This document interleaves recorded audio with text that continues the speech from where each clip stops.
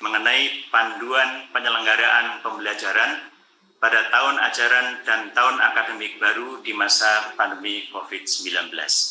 Dalam hal ini kami persilahkan Mas Nadiem Anwar Makarim sebagai Menteri Pendidikan dan Kebudayaan untuk menyampaikannya. Silakan. Terima kasih. Assalamualaikum warahmatullahi wabarakatuh. Terima kasih Pak Sekjen.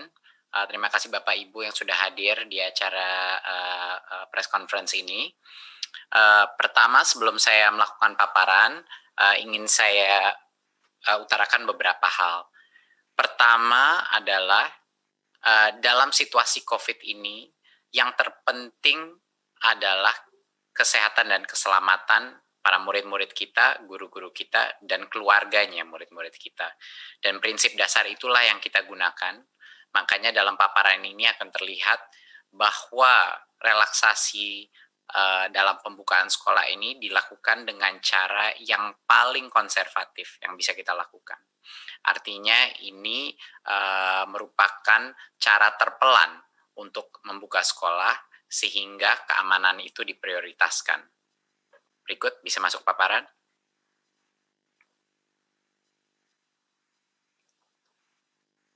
Ya, terima kasih. Berikutnya. Ya, prinsip utama di masa pandemi adalah kesehatan dan keselamatan itu nomor satu. Memang banyak yang dikorbankan dengan adanya sekolah ini belajar dari rumah, banyak yang mungkin tidak kualitas pembelajaran ada yang dikorbankan, dan juga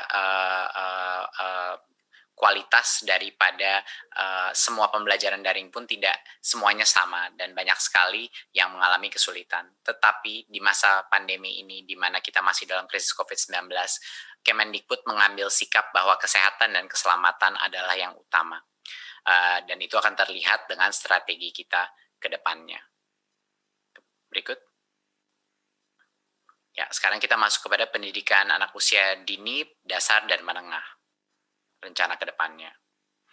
Seperti yang saya telah informasikan sebelumnya, tahun ajaran 2020 dan 2021 itu tidak berubah jadwalnya, tetap saja pada bulan Juli 2020. Ya, tapi jadwal itu tidak berdampak kepada metode apa pembelajaran yang ada, maupun daring ataupun tatap muka. Jadinya kami tidak mengubah kalender pembelajaran. Tetapi kita telah mengambil keputusan di Kemendikbud untuk daerah dengan zona kuning, oranye, dan merah, yaitu zona-zona yang telah didesignasikan oleh gugus tugas yang punya resiko COVID dan penyebaran COVID, itu dilarang saat ini melakukan pembelajaran tatap muka di satuan pendidikan. Jadinya, untuk zona-zona yang merah, kuning, dan oranye, ini merepresentasikan pada saat ini 94% daripada peserta didik, ya, di pendidikan dini, dasar, dan menengah. 94% daripada peserta didik kita tidak diperkenankan untuk melakukan pembelajaran tatap muka. Jadinya masih belajar dari rumah. Ya. Yang 6%, yaitu yang di zona hijau, itulah yang kami memperbolehkan pemerintah daerah untuk melakukan pembelajaran tatap muka, tetapi dengan protokol yang sangat ketat. Yang itu yang akan kita jelaskan. Jadi, saya ulang lagi, bahwa untuk saat ini, karena hanya 6% daripada populasi peserta didik kita yang di zona hijau, hanya merekalah yang kita berikan persilakan untuk pemerintah daerah mengambil keputusan untuk melakukan sekolah dengan tatap muka. Sisanya yang 94% tidak diperkenankan, dilarang, karena mereka masih ada resiko penyebaran COVID. Berikutnya. Jadi bagaimana kriteria kita untuk memulai pembelajaran tatap muka?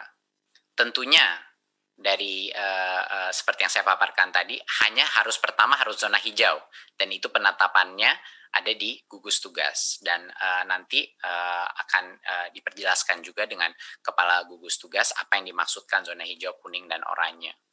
Jadi pertama, kabupaten atau kota itu harus zona hijau. Kedua, Pemda harus memberikan izin. Jadi Pemdanya pun harus setuju. Dan yang ketiga, satuan pendidikan telah memenuhi, yaitu sekolahnya telah memenuhi semua checklist dan yang checklist daripada persiapan pembelajaran tatap muka. Pada saat ini semua tiga-tiganya tiga langkah pertama untuk kriteria pembukaan, sekolahnya boleh mulai pembelajaran tatap muka. Tapi ada satu lagi perizinan yang harus dipenuhi, yaitu orang tuanya murid pun harus setuju untuk anaknya mereka pergi ke sekolah pada saat itu. Jadinya, misalnya sekolah zona itu sudah zona hijau, Pemda sudah mengizinkan, dan satuan pendidikan itu sudah memenuhi checklistnya. Sekolahnya boleh mulai pembelajaran tatap muka, tetapi tidak bisa memaksa murid yang orang tuanya tidak memperkenankan untuk pergi ke sekolah karena masih belum cukup merasa aman untuk harus ke sekolah. Jadi murid itu pun walaupun sekolahnya mulai tatap muka, kalau orang tuanya masih tidak merasa nyaman, murid itu diperbolehkan masih belajar dari rumah. Jadi itu penting. Kita punya banyak sekali level persetujuan untuk anak atau peserta didik itu bisa masuk ke sekolah. Ya. Sekali lagi, ini hanya yang zona hijau yang merepresentasikan 6% daripada populasi peserta didik kita. Dan zona hijau ini bisa semakin besar, bisa semakin kecil, tergantung pada designasi daripada gugus tugas. Berikutnya. Untuk sekolah yang sudah memenuhi semua checklist itu pun, yang di zona hijau, kita melakukan tiering daripada mana jenjang yang boleh masuk dulu. Ya. Jadinya untuk bulan pertama, pada saat itu checklist sudah terpenuhi, hanya diperkenankan SMA, SMK, dan SMP. Jadi hanya yang level lebih menengah situ. Jadi SD saat ini belum boleh dipersilakan membuka, harus menunggu 2 bulan lagi. Ya, jadinya untuk yang paling awal pun hanya level SMP ke atas yang boleh. Baru setelah 2 bulan, kalau semuanya masih oke dan semua masih hijau, baru boleh SD dan SLB yang mulai dibuka. Ya. Mungkin saya koreksi untuk yang tahap 1 adalah SMA, SMK, MA, MAK, SMTK, SMK, dan lain-lain. Ya. Untuk tahap 2, 2 bulan setelah itu baru boleh SD, ya, MI, dan paket dan SLB. PAUD adalah yang paling terakhir dan baru boleh di bulan kelima kalau zona itu masih hijau. Ya, bulan kelima barulah PAUD boleh memulai belajar dengan tatap muka. Dan kami telah mendapat berbagai macam masukan dan input dari berbagai macam stakeholder dalam masyarakat, dan menurut kami ini adalah cara yang paling pelan dan bertahap untuk memastikan keamanan murid-murid kami. Karena kenapa yang paling muda atau jenjang paling bawah itu kita terakhirkan, itu karena bagi mereka lebih sulit lagi untuk melakukan social distancing, ya, interaksi, apalagi untuk SD dan untuk PAUD. Makanya bahkan itu tempat zona itu sudah hijau, masih kita berikan rentan waktu 2 bulan antara SMP SMA, baru 2 bulan lagi baru SD, baru 2 bulan lagi baru PAUD. Ya. Berikutnya, nah apa yang terjadi sebentar, bisa balik sebelumnya. Mohon dimengerti bahwa pada saat zona hijau itu, kalau zona hijau itu berubah menjadi zona kuning, itu artinya proses ini diulang lagi dari nol. Jadi tidak diperbolehkan belajar tatap muka. Ya, jadi semuanya harus balik lagi belajar dari rumah. Ya, berikutnya. Ya.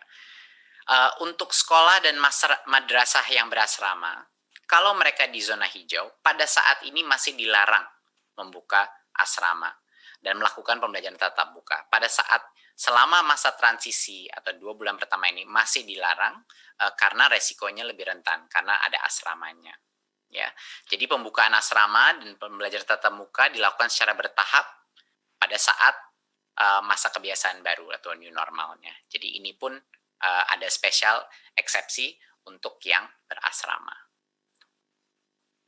Berikutnya. Tadi saya sudah mention bahwa akan ada checklist untuk setiap unit pendidikan kita sebelum mereka boleh memulai sekolah tatap muka lagi. Dan checklist itu adalah tentunya yang pertama, ketersediaan sarana sanitasi dan kebersihan seperti toilet, sarana cuci tangan, hand sanitizer, dan lain-lain. Dan yang kedua adalah ada akses ke fasilitas layanan kesehatan di sekitarnya, itu sangat penting. Ketiga adalah wajib memakai masker, ya. Dan keempat, termogan untuk mengecek temperatur suhu siswa dan guru yang masuk. Dan yang kelima adalah beberapa aturan atau protokol kesehatan mengenai kalau ada peserta didik yang mungkin punya kondisi medis atau lagi sakit, itu tidak diperkenankan untuk masuk. Bahkan kalau keluarganya ada yang sakit atau flu, anak itu tidak diperkenankan masuk. Dan guru dan orang tua yang punya resiko komorbiditas juga sebaiknya tidak masuk dulu ke sekolah, ya, apakah itu diabetes atau hipertensi dan lain-lain komorbiditasnya, ya. Dan yang terakhir adalah checklist yang terakhir, harus ada kesepakatan dengan komite satuan pendidikan, ya, untuk melakukan pembelajaran tatap muka. Jadinya harus ada komunitas persetujuan musyawarah bahwa sekolah itu terbuka. Dan itu akan kita masukkan sebagai bagian dari checklist ini. Jadinya banyak sekali checklistnya untuk bisa memulai pembelajaran tatap muka. Protokol ini sesuai dengan protokol kesehatan yang kami dapatkan dari Kemenkes, dan kami bekerja sama dengan Kemenkes untuk memastikan protokol kesehatan ini sudah align atau dengan arah yang sama dengan standar Kementerian Kesehatan. Dan kami juga ingin memastikan bahwa satuan pendidikan ini melakukan persiapan dengan Dinas Pendidikan dan Kanwil kantor Kemenak juga, ya, di masing-masing. Walaupun mereka belum zona hijau, tapi sebaiknya untuk mengerti protokol ini dan untuk preparasi sebaiknya dimulai dari sekarang untuk berkoordinasi untuk persiapannya. Berikut. Ya. Jadi salah satu hal yang terpenting tadi kita sudah mention mengenai masa transisi. Jadinya pada saat itu sekolah, misalnya di bulan Juli di zona yang hijau di satu kabupaten ingin memulai, dia sudah semua checklist sudah terpenuhi dan dia memulai pembelajaran tatap muka. Tapi tidak bisa normal dulu. Selama 2 bulan pertama dia buka, ada berbagai macam restriksi yang kita akan lakukan. Yang terpenting adalah dalam kondisi kelasnya. Yang tadinya peserta didik rata-rata itu 28-30 anak per kelas, untuk 2 bulan pertama maksimal 18 peserta didik per kelas. Ini untuk pendidikan dasar dan menengah, ya.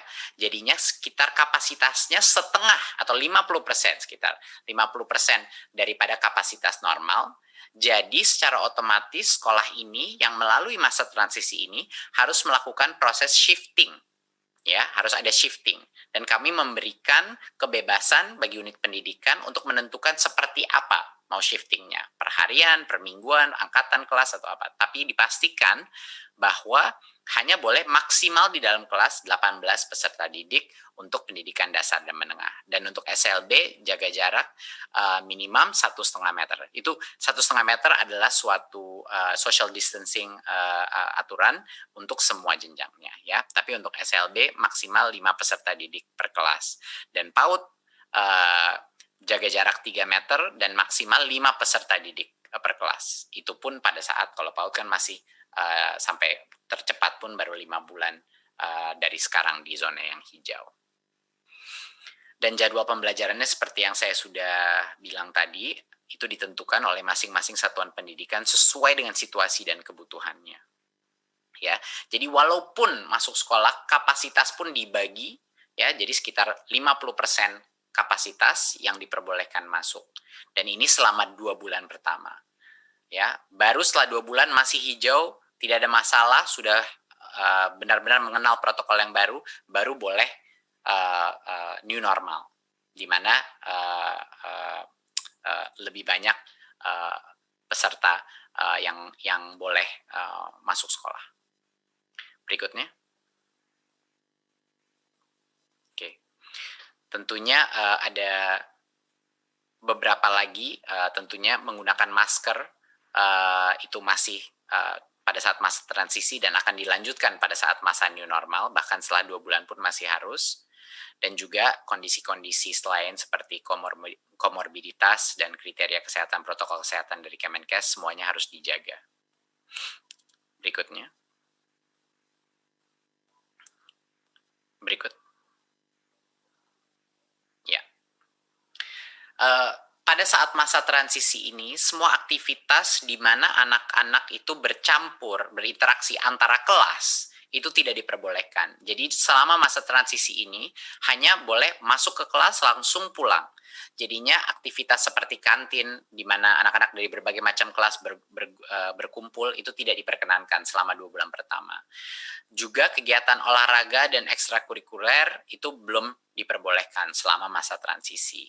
Ya, dan aktivitas-aktivitas lain, kegiatan belajar mengajar seperti KBM itu belum diperbolehkan pada saat masa transisi. Jadi esensinya adalah prinsipnya apapun aktivitas-aktivitas yang perkumpulan sifatnya atau yang mencampur antara satu kelas dan kelas lain itu belum diperbolehkan dalam masa transisi ini. Berikut. Ya.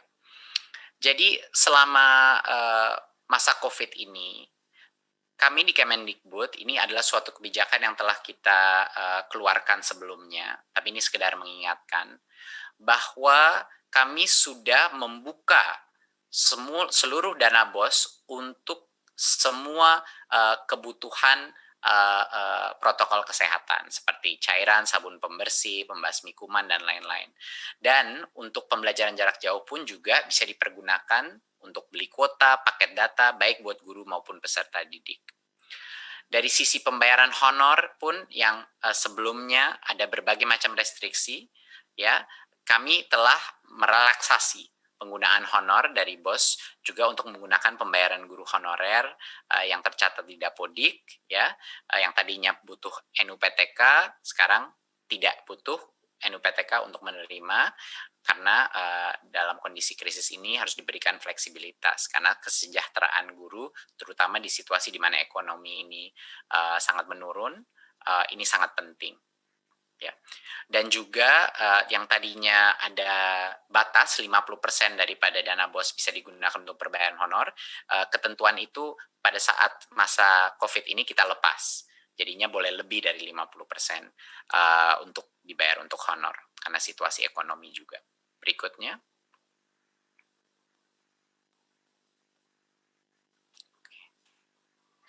Ya.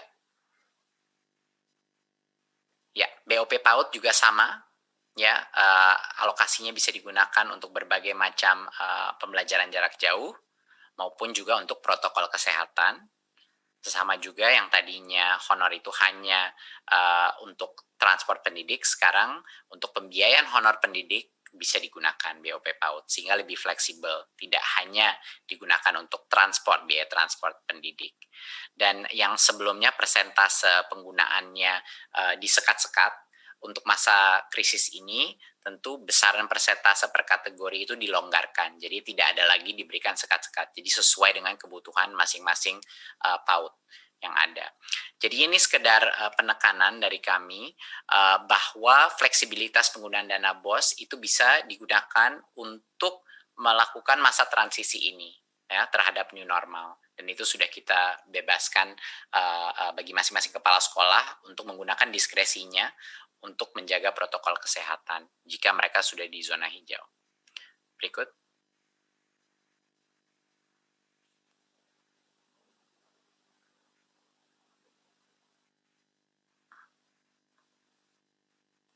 Oke, sedikit mengenai pendidikan tinggi. Berikut. Ya, tahun akademik pendidikan tinggi tetap dimulai bulan Agustus 2020, ya. Tetapi pembelajaran di perguruan tinggi di semua zona masih dilakukan secara daring. Jadi masih online. Belum belajar tatap muka, belum masuk. Dan alasannya adalah universitas juga punya potensi mengadopsi belajar jarak jauh lebih mudah daripada pendidikan menengah dan dasar. Jadinya untuk saat ini, karena keselamatan adalah yang nomor satu, saat ini semua perguruan tinggi masih melakukan secara online. Sampai kalau ke depannya mungkin kebijakan yang berubah, tapi untuk saat ini belum berubah. Jadi masih melakukan secara daring, ya. Jadi itu adalah keputusan dari Kemendikbud pada saat ini.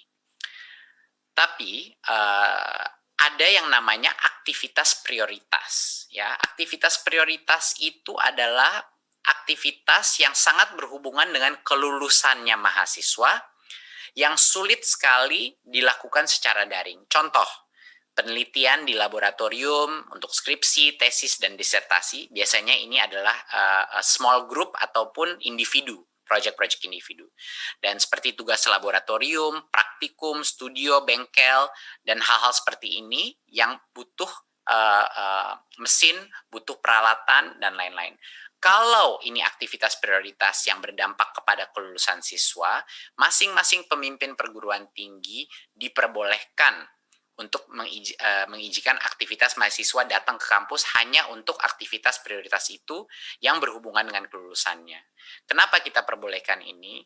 Karena kita tidak ingin mengorbankan potensi daripada setiap mahasiswa untuk lulus pada saat ini, karena itu akan menciptakan berbagai macam masalah lainnya. Tetapi pembelajaran masih dilakukan secara online. Jadi ya masih tidak diperkenankan untuk melakukan kuliah tatap muka. Tidak diperkenankan berbondong-bondong untuk mahasiswa masuk ke dalam kampus. Cuman buat individual project mereka yang khusus prioritas untuk kelulusannya. Berikut. Ya, saya rasa dari saya sekian. Jadinya untuk menutup dari presentasi ini, saat ini ada sekitar di bawah 90 kabupaten yang berstatus zona hijau. Dan ini merepresentasikan 6% daripada populasi peserta didik kita. Dari yang zona hijau pun ini, yang boleh diperkenankan, kalau Pemdanya setuju, boleh diperkenankan untuk melakukan pembelajaran tatap muka. Kita mulai dengan SMP, level SMP ke atas dulu, baru 2 bulan, baru SD boleh, dan 2 bulan lagi baru PAUD boleh diperkenankan tatap muka. Itu pun dengan protokol masa transisi di mana kapasitas perharinya itu dalam kelas dikurangi secara dramatis, ya. Jadinya pada saat zona hijau itu, kalau zona hijau itu berubah menjadi kuning, berarti ulang lagi dari awal, dibubarkan lagi, dan semua belajar dari rumah lagi. Jadinya ini akan menjadi suatu proses yang dinamis dan terus berubah. Jadi diharapkannya yang hijau masih hijau dan tidak kembali ke kuning, ya. Tetapi kalau dia kembali ke kuning, proses ini harus dimulai dari awal lagi dan tunggu hijau lagi. Jadi ini adalah keputusan dari bukan hanya Kemendikbud, tapi dari berbagai macam kementerian yang ada di sesi ini. Dan menurut kami ini adalah suatu metode relaksasi yang paling konservatif dan paling mengutamakan keselamatan siswa, siswi, guru, dan keluarga peserta didik Indonesia. Terima kasih. Wassalamualaikum warahmatullahi wabarakatuh. Assalamualaikum warahmatullahi wabarakatuh. Terima kasih Mas Menteri atas paparannya yang sangat jelas. Selanjutnya ada 3 pertanyaan untuk Mas Menteri. Beberapa sudah dijelaskan, tapi karena masyarakat memandang ini sangat penting dan mereka sangat hati-hati, ada pertanyaan ini. Yang pertama adalah, bagaimana menyikapi kondisi jika di daerah tertentu sekolah sudah diperbolehkan menyelenggarakan pembelajaran tatap muka, namun ada orang tua siswa yang keberatan anaknya masuk sekolah karena takut terpapar corona. Apa kebijakan Kemendikbud dalam hal ini? Silakan, Mas Menteri. Ini pertanyaan yang sangat baik. Jadinya keputusan akhir bahwa peserta didik itu masuk sekolah apa tidak, itu adalah di tangannya orang tua. Jadi, walaupun sekolah itu membuka untuk pembelajaran tatap muka, sekolah itu tidak bisa memaksa orang tua untuk yang tidak nyaman untuk anaknya pergi ke sekolah. Jadinya keputusan terakhir itu masih di orang tua. Ya, untuk sekolahnya membuka, keputusannya ada di kepala sekolah, di Pemda, dan kepala sekolahnya pun harus melakukan musyawarah dengan komite sekolah. Tapi setelah itu boleh sekolahnya melakukan tatap muka. Tetapi masing-masing orang tua masih punya hak untuk menentukan apakah anaknya diperkenankan untuk pergi ke sekolah. Jadinya untuk sekolah yang terbuka pun kalau orang tua yang tidak nyaman, anak itu diperbolehkan untuk belajar dari rumah.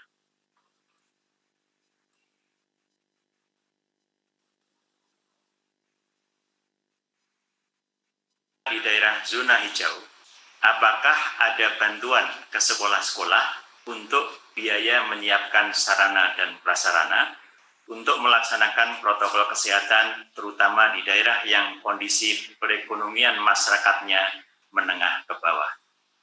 Ya. Seperti yang tadi sudah saya jelaskan, kita hampir ada 100% fleksibilitas dana BOS di masing-masing daerah yang bisa dipergunakan untuk mematuhi protokol kesehatan tersebut. Jadi itu sudah dibebaskan, dibikin 100% fleksibel bagi kepala sekolah untuk mengalokasikan dana anggaran BOS. Dan kami juga mengharapkan dari Kemendikbud dan semua pemerintah daerah juga mendukung dari sisi anggarannya untuk mendukung protokol kesehatan ini agar proses belajar tatap muka ini bisa terjadi. Jadi harapan ini adalah suatu inisiatif yang gotong royong antara pusat, daerah, dan berbagai macam lintas kementerian. Masih ada satu pertanyaan lagi. Yang ketiga, yaitu banyak orang tua khawatir akan penularan COVID-19 sehingga meminta sekolah dibuka kembali pada bulan Desember 2020. Hal ini dikuatkan dengan rekomendasi Ikatan Dokter Anak Indonesia. Bagaimana tanggapan Kemendikbud? Silakan. Ya, terima kasih. Ini pertanyaan sangat baik. Ya, karena berbagai macam input yang telah kita dapatkan, itulah hasil kebijakan hari ini adalah makanya semakin jenjangnya semakin rendah, semakin jauh waktu pembukaannya. Makanya PAUD itu tercepat adalah mungkin 5 bulan dari sekarang. Itu pun untuk hanya yang zona hijau. Gitu. Jadinya ini benar-benar kami melalui proses karena kita menyadari bahwa protokol social distancing semakin jenjangnya semakin mudah akan semakin sulit untuk mengontrolnya. Bukan cuma buat pemerintah, bahkan di dalam bagi guru pun akan sangat sulit mengontrolnya, terutama buat PAUD ya. SD pun pasti juga tidak mudah. Jadinya kami ingin melakukan ini sepelan mungkin dengan tiering sistem seperti itu. Dan seperti yang sudah saya utarakan sebelumnya, bahkan yang tatap muka pun dengan kapasitas yang sangat di bawah normal. Jadinya semua sekolah yang memulai masa transisi harus melakukan shifting terhadap ini. Jadi harapannya dengan ini paling tidak untuk daerah-daerah di mana zonanya hijau mulai ada pembelajaran new normal yang terjadi, tapi pada saat situasi berubah menjadi lebih negatif itu kembali lagi kepada belajar dari rumah.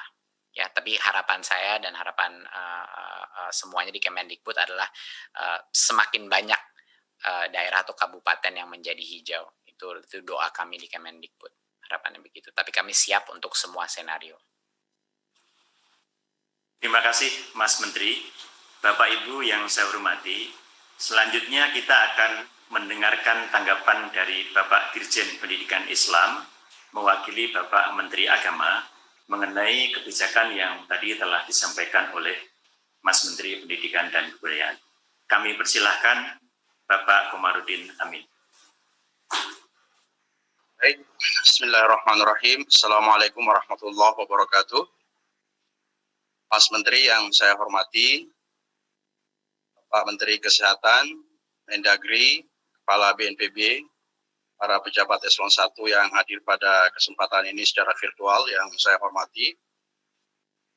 Pertama, kami menyampaikan apresiasi yang setinggi-tingginya kepada Mas Menteri beserta seluruh jajarannya.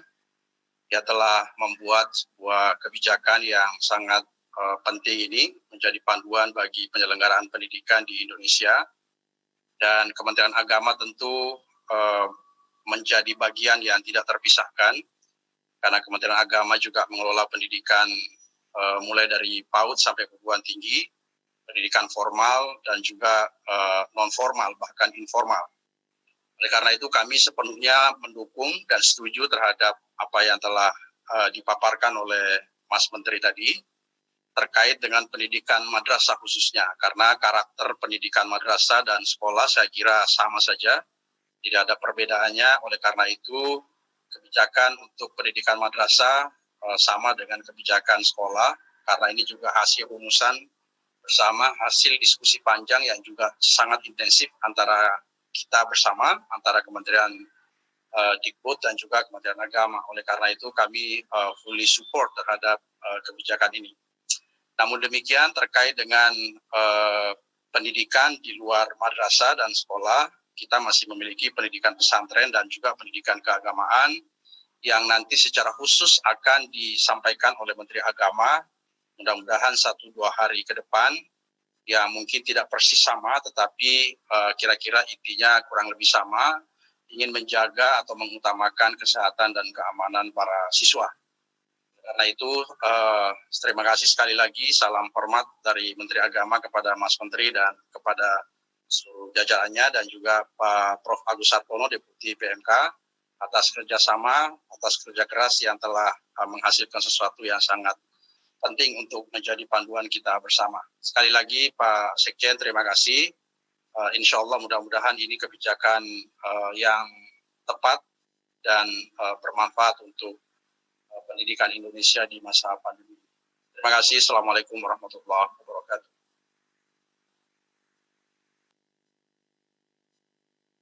Pak Dirjen atas tanggapan dan dukungannya. Kemudian karena memang masyarakat melihat kebijakan ini sangat penting, ada 2 pertanyaan untuk Bapak Dirjen atau Kementerian Agama. Satu adalah bagaimana teknis pelaksanaan protokol kesehatan di pesantren maupun madrasah, dan bagaimana kesiapan dalam memasuki tahun ajaran baru 2020. Silakan Pak Dirjen.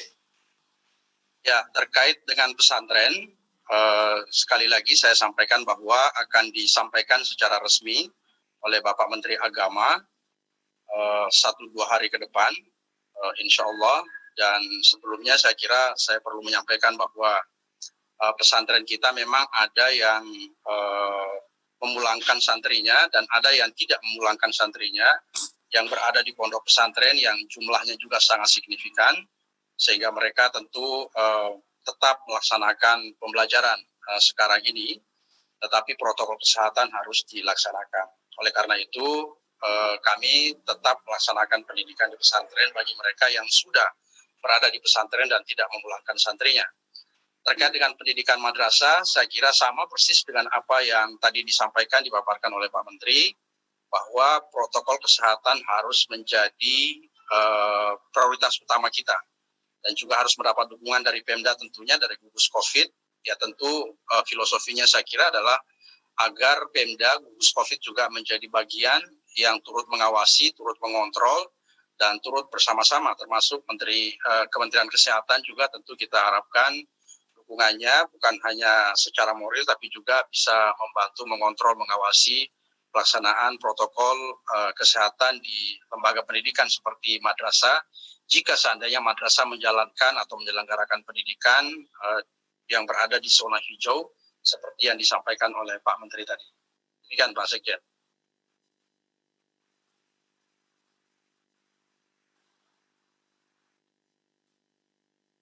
satu pertanyaan lagi, yaitu mengenai apa imbauan kepada orang tua dalam mendampingi anak belajar dari rumah, terutama bagi siswa di pesantren dan madrasah, dan bagaimana pelaksanaan pembelajarannya di zona hijau.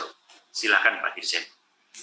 Ya, kepada santri yang sedang berada di pondok dan tidak pulang ke rumah dan tetap mengikuti pembelajaran sebagaimana biasanya, tentu kami berharap, kami menghimbau kepada penyelenggara pendidikan pesantren, kepada santri-santri juga, agar terus mengutamakan keselamatan dan kesehatan, agar terus menjaga protokol 19, agar terus menjaga kebersihan dan membiasakan hidup sehat.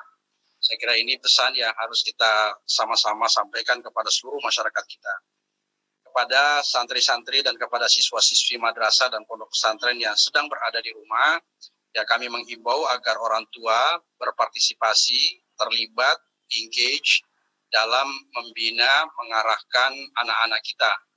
Meskipun misalnya tidak bisa semaksimal ketika sedang berada di sekolah atau di madrasah, tetapi pembinaan akhlak, pembinaan karakter, hubungan komunikasi dengan orang tua, saya kira hal yang harus harus utamakan, harus terus dilanjutkan, dikerjakan oleh orang tua agar keberadaan anak-anak kita di rumah tidak mengurangi akumulasi intelektualitasnya dan juga terutama pembinaan akhlaknya, pembinaan moralnya, sehingga keberadaannya insya Allah tetap bermanfaat dan juga tetap berkontribusi untuk membangun, membina atau mendidik anak-anak kita di rumah.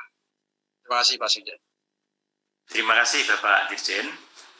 Bapak Ibu peserta webinar yang saya hormati, kita melihat bahwa aspek kesehatan adalah terpenting. Oleh karena itu berikutnya kita akan mendengarkan penjelasan dan arahan dari Bapak Menteri Kesehatan. Dan untuk itu kami persilahkan Bapak Menteri Kesehatan, Bapak Agus Putranto untuk menyampaikan penjelasannya.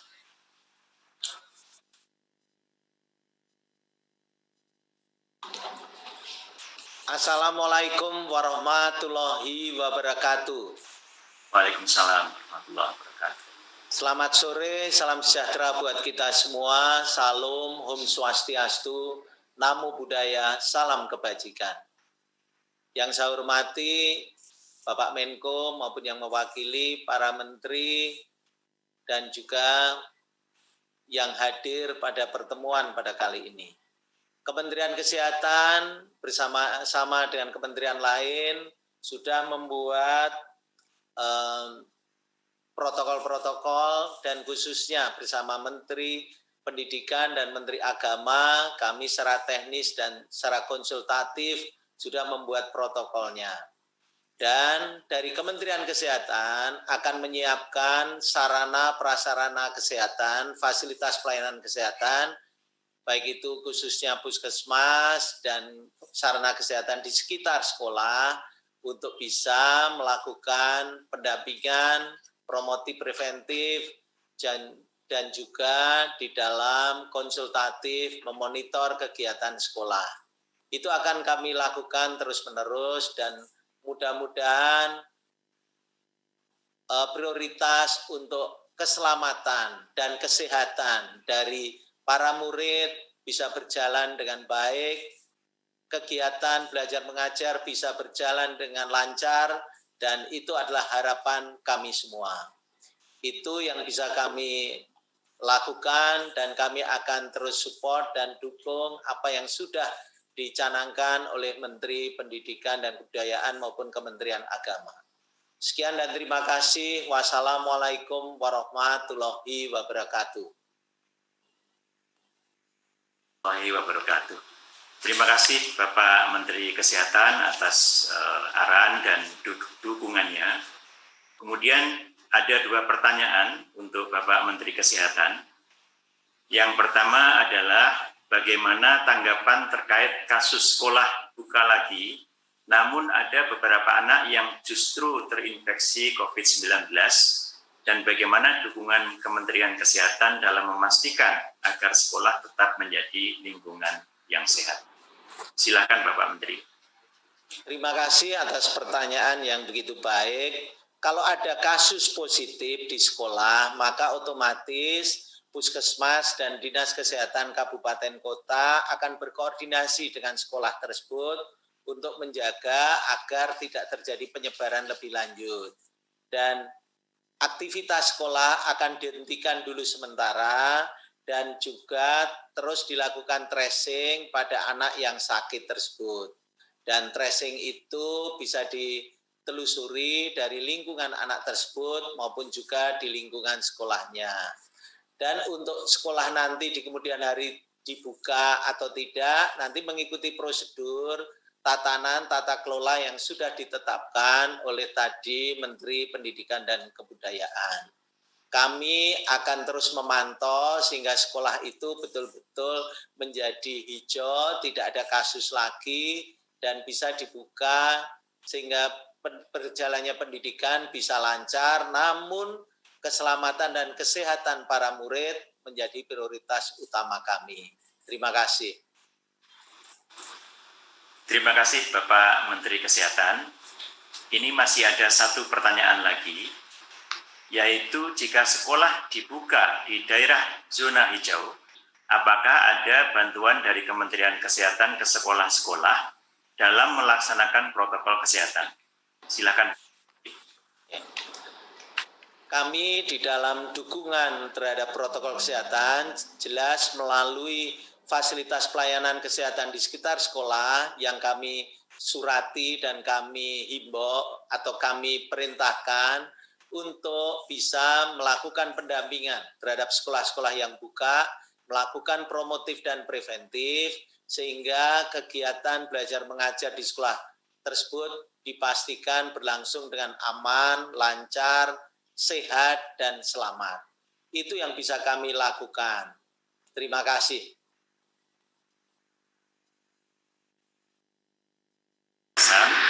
Dan juga jawaban terhadap pertanyaan-pertanyaan dari media. Bapak Ibu yang saya hormati, selanjutnya kita akan mendengarkan penjelasan dan tanggapan dari Menteri Dalam Negeri yang dalam hal ini akan diwakili oleh Bapak Dirjen Administrasi Kewilayahan Kementerian Dalam Negeri. Untuk itu saya persilahkan Bapak Eko Subowo. Silakan Bapak Dirjen.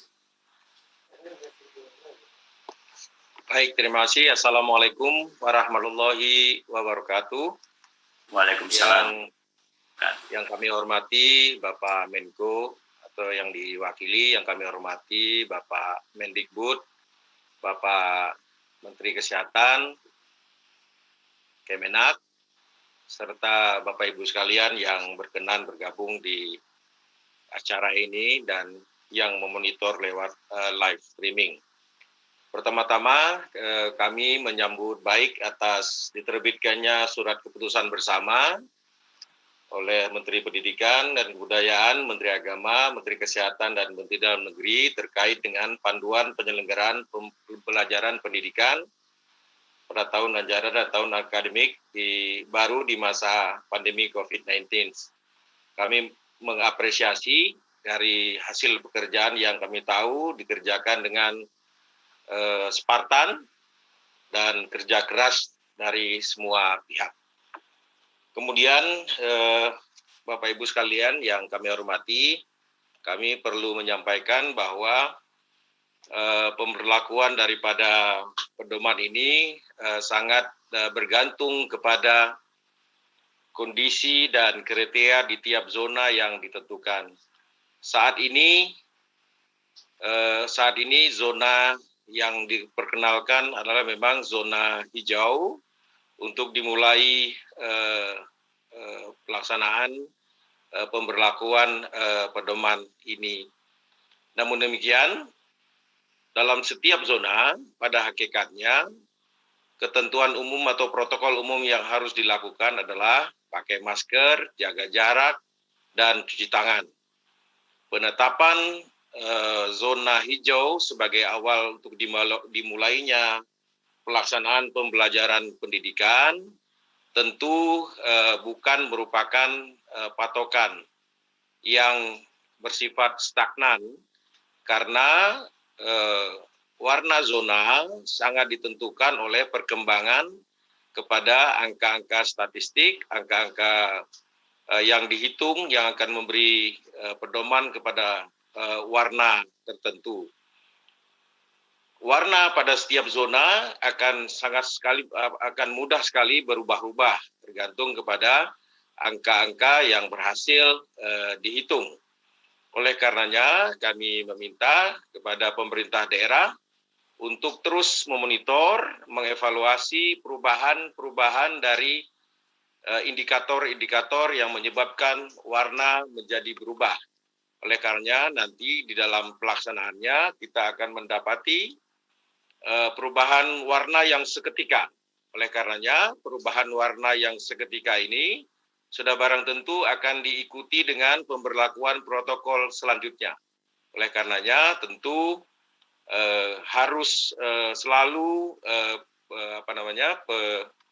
pelaksana pendidikan terus berkoordinasi dengan gugus tugas setempat, memperhatikan angka-angka evaluasi di setiap minggu, tiap 2 minggu atau periode tertentu, sehingga proses belajar mengajar di zona hijau yang awal ini akan dijalankan, dapat terus dijalankan dengan berkoordinasi yang ketat. Dalam hal ini, kolaborasi dari semua pihak yang terlibat dalam proses pembelajaran ini menjadi kata-kata penting yang untuk diperhatikan. Bapak Ibu sekalian yang saya hormati, pendekatan daerah nanti akan sangat spesifik. Walaupun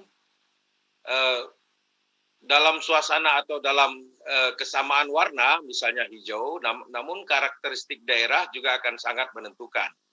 Sebagai contoh, daerah urban, daerah rural atau daerah pedesaan, kepulauan, dan sebagainya, ini tentu perbedaan-perbedaan yang harus diidentifikasi oleh tiap-tiap daerah, yang kemudian nanti akan diperlakukan secara spesifik berdasarkan karakteristik daerah-daerah di mana pendidikan itu akan dijalankan.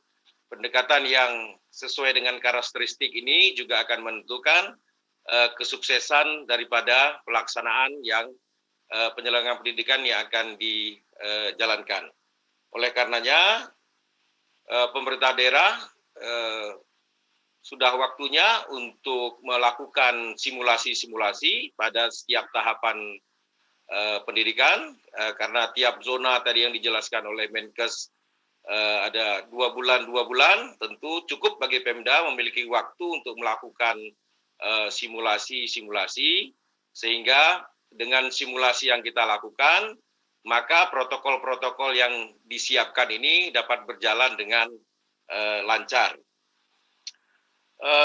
Kementerian Dalam Negeri juga akan terus memonitor perkembangan serta mengasistensi kepada pemerintahan daerah. Kalau tadi sudah dijelaskan oleh baik Menkes maupun Menteri Pendidikan bahwa dana BOS akan direlaksasi, demikian pula nanti pemerintah daerah juga akan diasistensi oleh Kementerian Dalam Negeri untuk juga tetap mengasistensi pelaksanaan belajar mengajar ini dengan anggaran yang juga fleksibel, di mana di daerah kita kenal juga memiliki belanja tak terduga yang dapat digunakan secara fleksibel untuk mensupport proses belajar mengajar di daerah. Karena protokol ini adalah baru bagi kita semua, tentu perkembangan setiap hari harus kita catat, harus kita monitor, harus kita antisipasi, dan harus kita respons. Kita akan memperoleh pelajaran setiap hari dari kejadian pandemi ini, dan pelajaran hari ini atau kejadian hari ini menjadi bahan belajar untuk kita buat besoknya. Oleh karenanya, perubahan yang kita hadapi ini kiranya dapat membuat proses belajar menjadi terkoreksi setiap hari mengikuti perkembangan yang terjadi. Oleh karenanya perkembangan yang cepat harus bisa diantisipasi oleh pemerintah daerah, terutama juga oleh penyelenggara pendidikan di tiap-tiap daerah.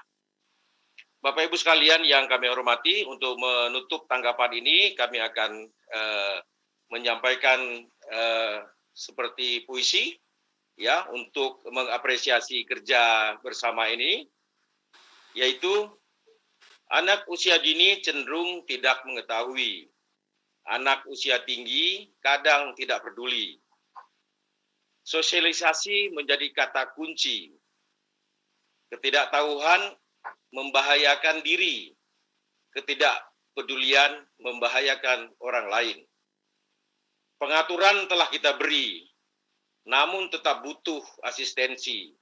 Konsultasi bisa dilakukan setiap hari. Kalau tidak percaya diri, tentu jangan memaksa diri. Semuanya membutuhkan kata kunci, yaitu kolaborasi. Mungkin kita tidak akan bisa berlari, tapi paling tidak kita tidak pernah berhenti. Terima kasih. Assalamualaikum warahmatullahi wabarakatuh. Waalaikumsalam warahmatullahi wabarakatuh. Terima kasih Bapak Dirjen atas tanggapan, dukungan, dan penjelasannya, serta khususnya terhadap pantun yang dibacakan. Selanjutnya ada 2 pertanyaan untuk Bapak jelaskan. Pertama adalah bagaimana skenario untuk memastikan protokol kesehatan dapat berjalan baik dengan melibatkan agen masyarakat seperti Posyandu, dan bagaimana koordinasi pemerintah pusat dan daerah dalam memastikan protokol kesehatan ini diterapkan. Silakan Bapak Dirjen. Baik. Yang pertama, kami akan meminta seluruh komponen yang ada di masyarakat, bukan saja komponen formal yang ada di penyelenggaraan pemerintahan, tapi juga lembaga-lembaga non-formal untuk bekerja sama dalam rangka memonitoring proses belajar mengajar di masa pandemi ini.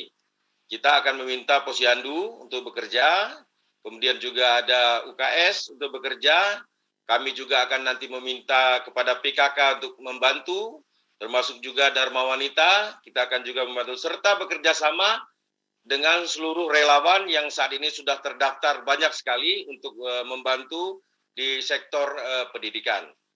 Untuk penegakannya juga kami nanti akan memerintahkan kepada Satuan Polisi Pamong Praja untuk terus memberikan penegakan hukum, serta sektor-sektor lain yang memungkinkan membantu dalam proses belajar ini. Kami akan membuka hotline di Kementerian Dalam Negeri untuk menjawab soal-soal yang akan dikemukakan oleh pemerintahan daerah, sehingga soal-soal yang ada di pemerintahan daerah ini tidak tersimpan lama, tapi langsung mendapat respon yang cepat, sehingga pembelajaran menjadi tidak terganggu. Kira-kira demikian. Terima kasih Bapak Dirjen. Kemudian ada 1 pertanyaan lagi, yaitu apa dukungan yang diberikan Kementerian Dalam Negeri dalam menjembatani ke pemerintah daerah, khususnya dalam mempersiapkan sekolah-sekolah di daerah memasuki era kebiasaan baru atau new normal. Silakan Bapak Dirjen.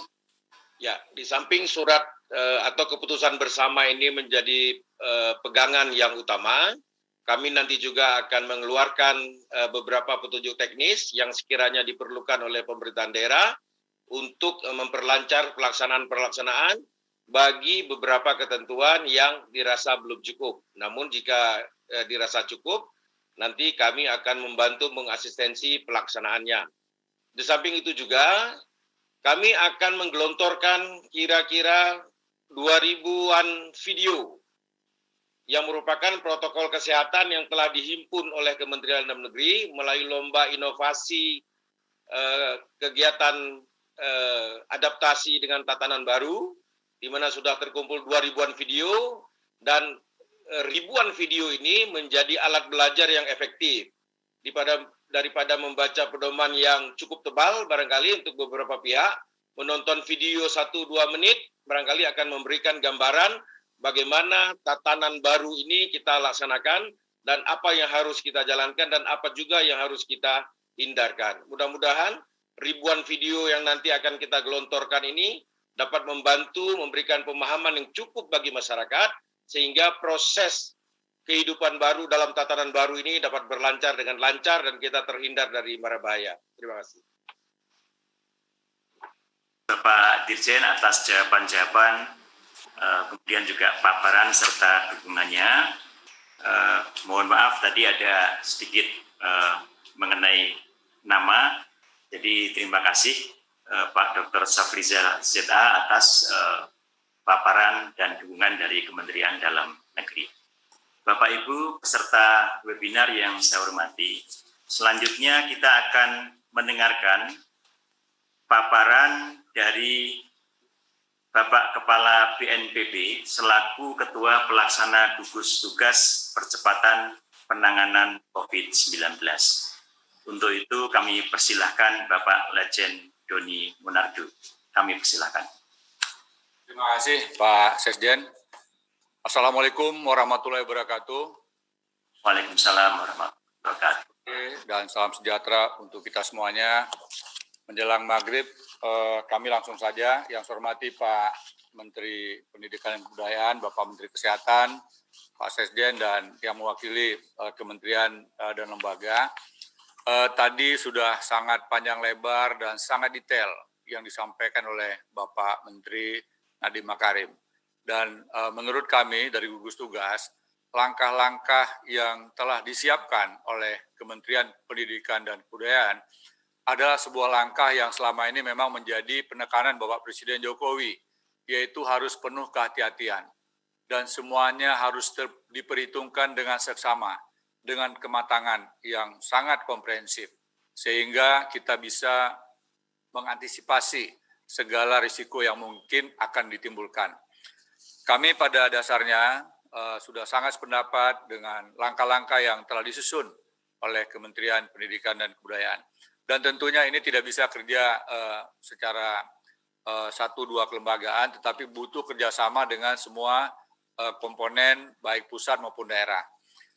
Oleh karenanya, gugus tugas bersama dengan Kementerian Kesehatan akan senantiasa memberikan informasi baik kepada pemerintah provinsi, kabupaten, kota, termasuk juga dengan kementerian lembaga yang lain, sehingga perkembangan-perkembangan yang terjadi di daerah akan senantiasa bisa kita pantau. Nah, tadi sudah disampaikan oleh Bapak Safrizal dari Kementerian Dalam Negeri tentang aturan dalam menilai atau memberikan kriteria warna. Ya, jadi ada 3 bidang yang harus kita nilai dan ini sudah menjadi persyaratan dari WHO dan juga sudah disetujui oleh perwakilan dari seluruh provinsi, terutama dari Dinas Kesehatan Provinsi, termasuk juga dari pakar epidemiologi, dari perguruan tinggi, dari pengamat, dan khususnya dari Kementerian Kesehatan, yaitu harus memenuhi dasar-dasar epidemiologi, kemudian juga memenuhi data surveillance kesehatan masyarakat, dan juga tentunya sistem pelayanan kesehatan. Ada 15 kriteria yang ini bisa dilihat sendiri oleh Bapak Ibu sekalian, yang tetap menjadi acuan dari gugus tugas, yang mana dalam hal ini dihitung, dievaluasi, dianalisa oleh tim pakar yang dipimpin oleh Profesor Wiku Adhisa Smito. Bagi Bapak Ibu sekalian yang mungkin masih memerlukan informasi terkait dengan data-data ini, bisa setiap saat menghubungi Profesor Wiku Adhisa Smito bersama timnya. Kemudian 15 kriteria ini nantinya akan ditemukan angkanya, sehingga tiap-tiap angka ini akan mencerminkan warnanya. Ya, kalau risikonya tinggi, berarti angkanya rendah. Artinya apa?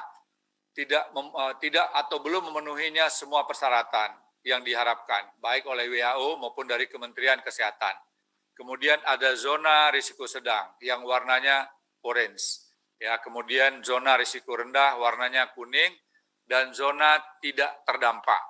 Nah, bisa saja warna ini mengalami perubahan setiap saat, tergantung dari perkembangan dan dinamika yang terjadi. Untuk zona hijau, sejauh ini kita katakan tidak ada dampak. Termasuk ada yang zona kuning yang risiko rendah, kemudian karena kerja keras dari seluruh komponen, baik pemerintah kabupaten kota maupun tokoh-tokoh masyarakat, ulama, budayawan, dan juga termasuk kalangan pelajar, sehingga yang tadinya risikonya rendah atau warna kuning, bisa tidak ada dampak, tidak ada kasus positif, tidak ada angka kematian, kemudian kesiapan pelayanan kesehatan semakin meningkat, sehingga bisa kembali ke zona hijau. Tetapi demikian juga sebaliknya, yang saat sekarang statusnya zona hijau, tetapi tidak hati-hati dalam kegiatan menjaga atau memperhatikan protokol kesehatan, tidak memperhatikan tentang menggunakan masker, tidak memperhatikan tentang jaga jarak, dan juga kurang memperhatikan masalah kebersihan, tidak cuci tangan, dan sebagainya.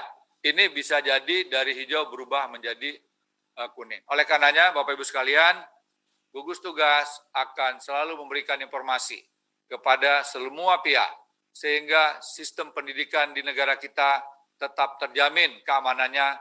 Kita tidak ingin ada anak-anak kita yang mengalami risiko terpapar karena kekurang hati-hatian dari kita semuanya. Oleh karena sekali lagi, komitmen kita adalah membuka pendidikan, memulai kegiatan tatap muka di tempat yang paling aman, yaitu daerah yang tidak ada dampaknya.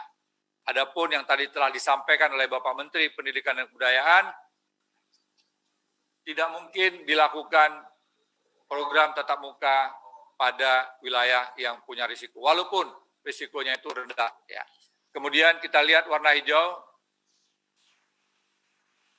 sekarang ini ada 92 kabupaten kota, tetapi data ini adalah data pada tanggal 7 Juni yang lalu.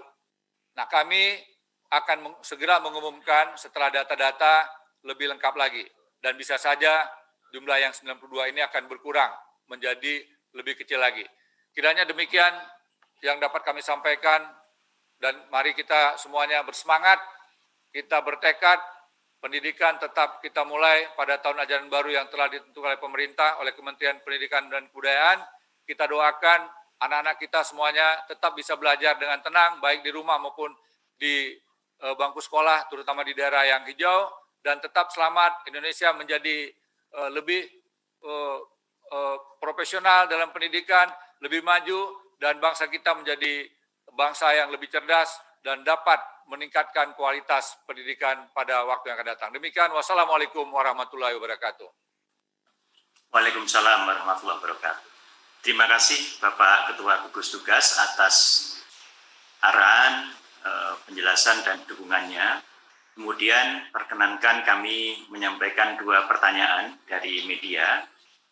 Pertama adalah bagaimana menjamin zona hijau tetap hijau saat PSBB dilonggarkan, karena di beberapa kasus ada zona hijau yang kemudian berubah menjadi zona kuning. Khawatirnya saat sekolah dibuka, zona wilayah itu tiba-tiba berubah. Silakan Bapak Ketua Gugus Tugas. Baik, terima kasih.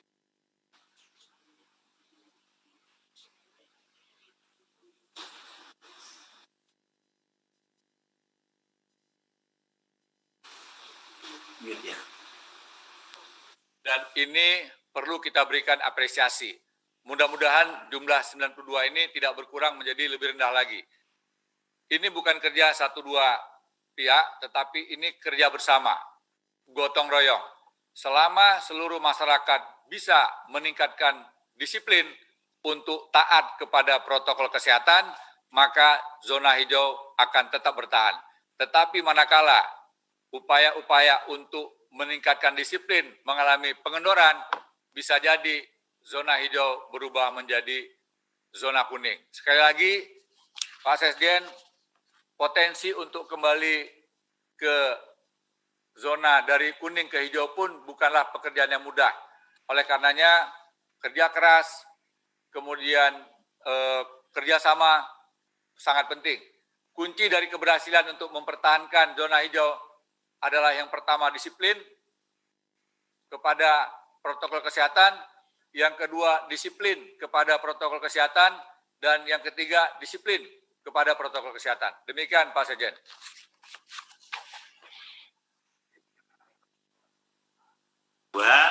Ini mungkin berkaitan dengan arahan Bapak tentang gotong royong dan kerja semua pihak. yaitu jika sekolah dibuka, apakah pemerintah akan melakukan rapid test berkala untuk seluruh warga sekolah?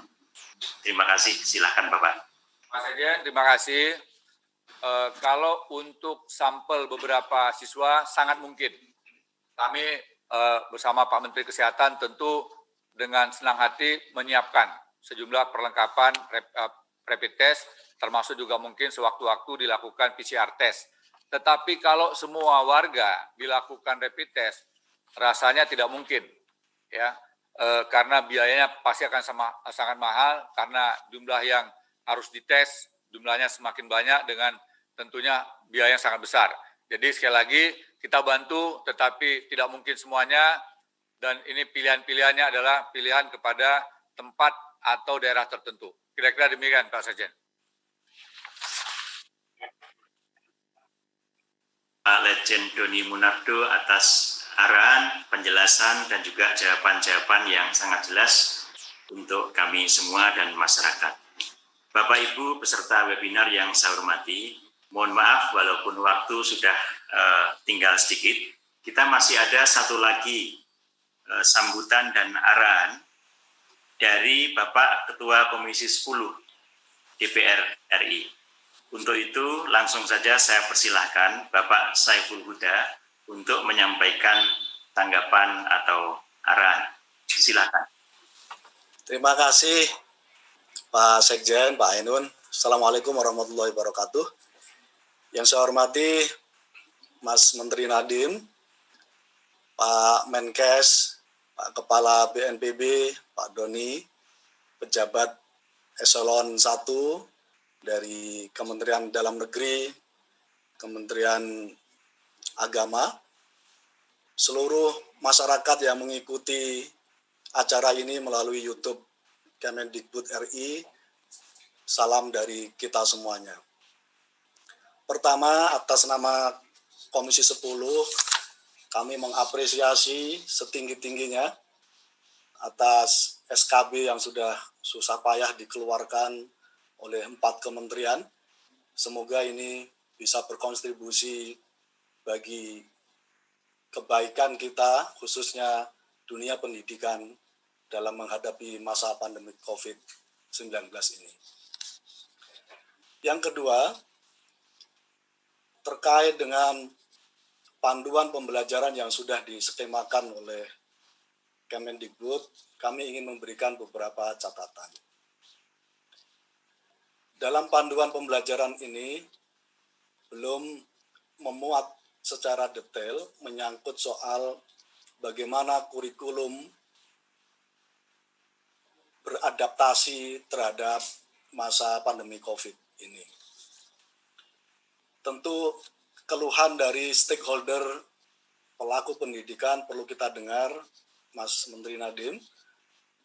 3 bulan pelaksanaan PJJ dengan masih berbasis kurikulum yang padat konten, menjadikan orang tua, anak-anak sekolah, guru juga mengalami kerumitan. Karena itu kami mendorong atas nama Komisi 10 DPR RI supaya dalam panduan pembelajaran masa pandemi COVID-19 ini dirumuskan ulang terkait dengan perbaikan kurikulum era pandemi COVID yang adaptif terhadap situasi terutama pembelajaran jarak jauh. Catatan yang ketiga yang ingin kami sampaikan, yang kedua, mohon maaf, menyangkut soal kami mohon dipastikan oleh Kemendikbud penambahan kuota PIP dan KIP kuliah pada tahun 2020 dan 2021 supaya anak-anak muda Indonesia dapat mengenyam pendidikan secara baik, dapat belajar baik di tingkat SD, SMP, dan SMK, dan SMA, dan termasuk anak-anak muda Indonesia bisa berkuliah. Saya menyebutnya skema penambahan PIP dan KIP ini bagian dari social safety net bidang pendidikan. Karena itu, kita akan dorong supaya penambahan kuota PIP dan KIP kuliah bisa terlaksana pada tahun 2020 dan 2021. Catatan kami yang ketiga, Bapak Ibu sekalian yang saya hormati, kami ingin memastikan kembali terkait dengan relaksasi UKT. Kami minta supaya ini bisa terlaksana dan terimplementasi dengan baik, terkait dengan relaksasi, peringanan, bahkan penurunan UKT, uang kuliah tunggal ini betul-betul bisa terlaksana di setiap kampus seluruh Indonesia.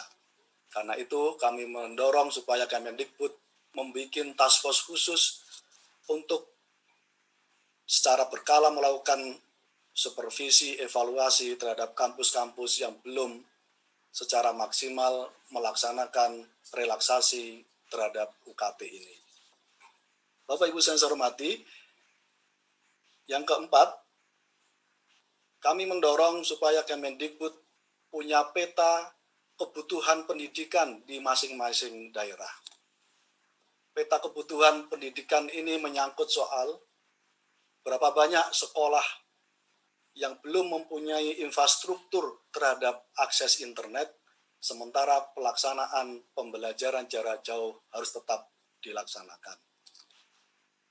Peta kebutuhan pendidikan yang kedua menyangkut soal berapa banyak sekolah yang tadi juga dipertanyakan oleh masyarakat yang belum mampu mengadakan alat-alat kesehatan dalam rangka untuk menerapkan protokol kesehatan di sekolah-sekolah yang masuk pada zona hijau, yang pada konteks ini dana BOS tidak dimungkinkan untuk dipakai dalam pengadaan alat-alat kesehatan dalam melaksanakan protokol kesehatan. Catatan kami yang kelima, Bapak Ibu yang saya hormati, ini menyangkut soal bantuan terhadap sekolah dan kampus yang ketika mengalami pandemi COVID ini tidak bisa melaksanakan penyelenggaraan pendidikan belajar PJJ. Banyak sekolah swasta dan kampus swasta yang kolaps karena menghadapi pandemi COVID ini. Di luar skema BOS, kami berharap ada kebijakan khusus dari Kemendikbud termasuk berkolaborasi maksimal terhadap Pemda untuk memberikan uluran tangan terhadap sekolah-sekolah swasta dan kampus-kampus swasta yang mengalami kolaps menghadapi pandemi COVID ini. Yang terakhir, catatan kami mendorong supaya Kemendikbud secara reguler, secara proaktif, terus melakukan koordinasi, konsolidasi, dan kolaborasi dengan pemerintah daerah melalui Dinas Pendidikan tingkat provinsi dan tingkat kabupaten. Karena Dinas Pendidikan inilah yang mempunyai otoritas dan fungsi terkait dengan penyelenggaraan pendidikan di daerah. Saya merasa seluruh panduan pembelajaran yang tadi sudah disampaikan oleh Mas Menteri Nadiem baru akan terlaksana dengan baik ketika dinas bisa menyelenggarakan secara maksimal konsolidasinya dengan sekolah-sekolah yang ada di daerah masing-masing. Baik SD, SMP, SMA, Madrasah Ibtidaiyah, Madrasah Tsanawiyah, dan Madrasah Aliyah. Demikian Bapak Ibu sekalian yang bisa kami sampaikan. Sekali lagi, semoga catatan dari Komisi 10 DPR RI ini menjadi bagian dari utuh dari panduan pembelajaran di masa-masa yang akan datang. Assalamualaikum warahmatullahi wabarakatuh. Waalaikumsalam warahmatullahi wabarakatuh. Terima kasih Bapak Ketua Komisi 10 DPR RI atas catatan-catatan dan masukan-masukannya yang baik.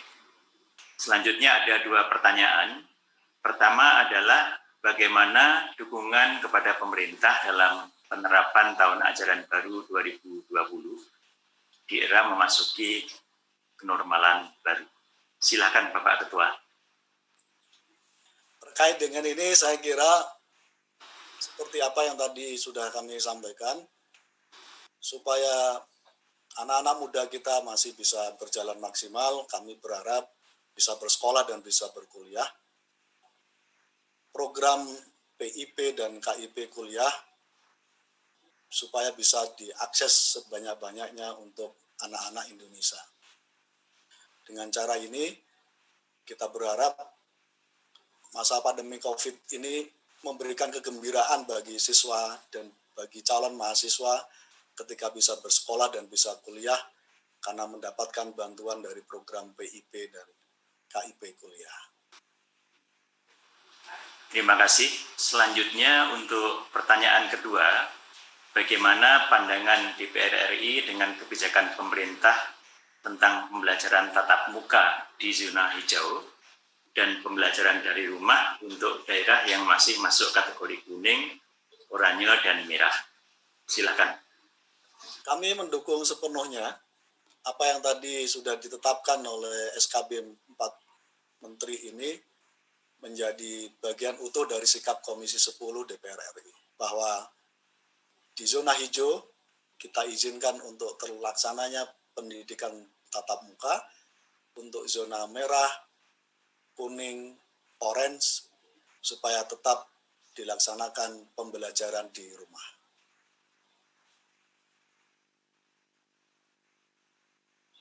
Pak Saiful Huda atas masukan-masukannya dan juga jawaban-jawaban terhadap pertanyaan dari masyarakat.